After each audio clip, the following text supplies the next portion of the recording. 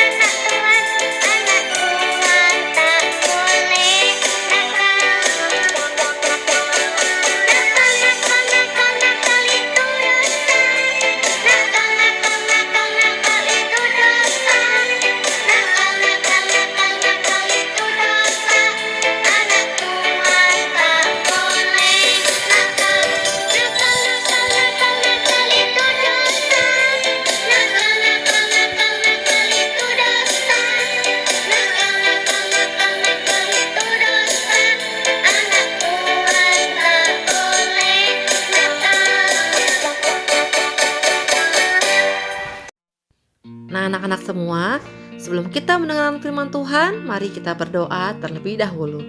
Tuhan Yesus, terima kasih untuk hari ini. Kami semua boleh baik karena Tuhan Yesus. Sekarang kami ingin mendengarkan firman-Mu Tuhan. Berkati kami, berikan kami telinga yang mau mendengar, beri kami hati yang mau belajar terus tentang firman-Mu, dan jadikan kami semua anak-anak yang hebat, yang luar biasa bersama dengan Tuhan Yesus. Terima kasih Tuhan Yesus Kristus, terpuji nama-Mu selalu. Haleluya, amin. Hari ini kita akan belajar dari kisah seorang anak bungsu yang hilang. Kitab Lukas 15 ayat 11 sampai yang ke-32. Di sebuah kota hiduplah seorang bapa bersama dengan dua anak laki-lakinya, anak sulung dan anak bungsu. Dan bapak ini sangat kaya loh anak-anak semuanya. Suatu hari tiba-tiba anak bungsu meminta harta yang menjadi haknya kepada ayahnya. Wah, padahal ayahnya kan masih hidup ya. Kok bisa-bisanya sih dia meminta harta warisan? Meskipun demikian, bapak ini tidak marah loh anak-anak. Si bapak ini memberikan harta itu kepada si anak bungsu. Wah, kira-kira apa ya yang dipikirkan oleh bapaknya ini sampai dia mau kasih hartanya kepada anaknya? Setelah si anak bungsu mendapatkan harta warisan dari ayahnya, dia pergi ke negeri yang sangat jauh. Dia bawa semua harta warisannya itu, lalu dia pergi meninggalkan kota kelahirannya. Dia pergi menuju ke negeri di mana keluarganya tidak ada satupun. Setelah jauh dari tempat tinggalnya di kota yang baru, di negeri yang baru, dia lalu menjual semua harta warisannya. Dia mendapatkan banyak sekali uang, banyak sekali harta. Dia berpikir begini, wah Ahel, aku kaya, aku memiliki banyak harta, aku bisa melakukan apapun yang kusukai. Kira-kira begitu ya isi hatinya. Si anak bungsu itu memboroskan uangnya dengan hidup berfoya-foya.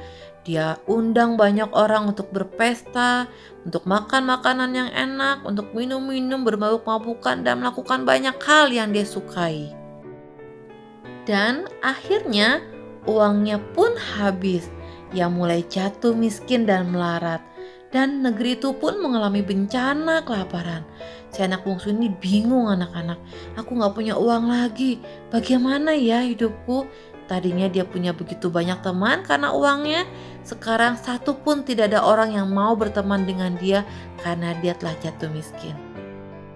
Lalu karena dia lapar dan dia tidak punya uang, dia berusaha mencari pekerjaan.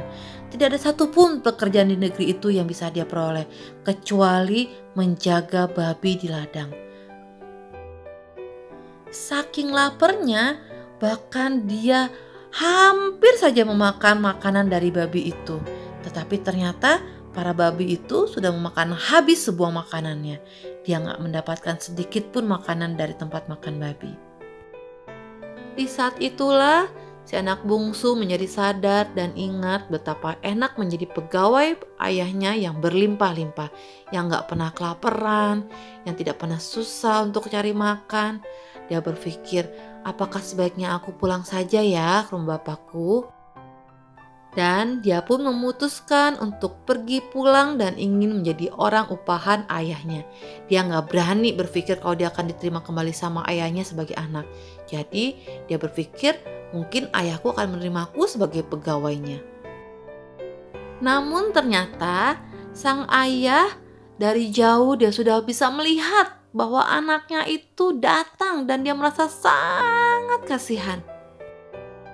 Sang ayah gak sabar untuk menunggu anaknya sampai ke depan rumahnya.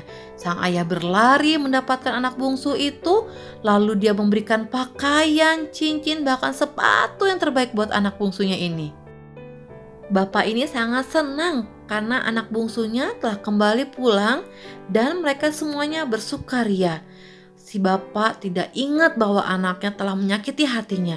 Yang dia tahu adalah bahwa anaknya telah pulang dan dia akan menerima anaknya kembali dengan sukacita.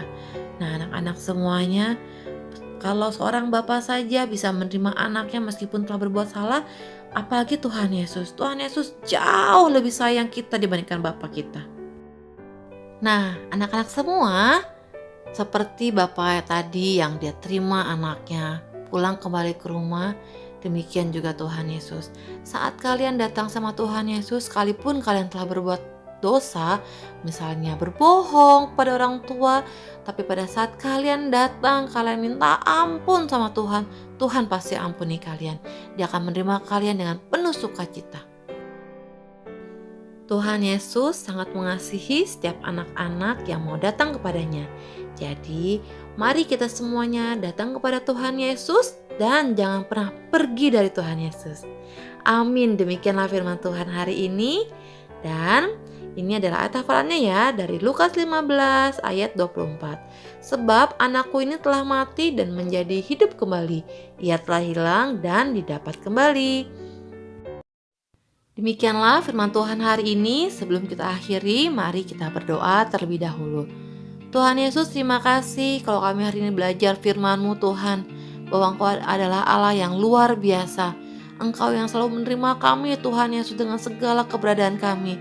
Saat kami jatuh ke dalam dosa, bahkan saat kami datang Tuhan Yesus, Engkau selalu menerima kami. Engkau gak pernah menolak kami Tuhan. Terima kasih Tuhan Yesus buat kebaikan-Mu Tuhan Yesus. Jadikan kami semua anak-anak yang taat, anak-anak yang takut dan cinta pada Tuhan Yesus, yang hidupnya mau sungguh-sungguh benar di depan Tuhan Yesus. Terima kasih Tuhan Yesus, dan biarlah Tuhan firman hari ini boleh tertanam dalam hati kami, boleh kami terus ingat dan kami boleh lakukan Tuhan Yesus. Dalam nama Tuhan Yesus Kristus, haleluya, amin. Nah, anak-anak semua, sampai di sini dulu ibadah Jumat ceria kita. Kita kembali minggu depan ya. Terima kasih. Tuhan Yesus memberkati.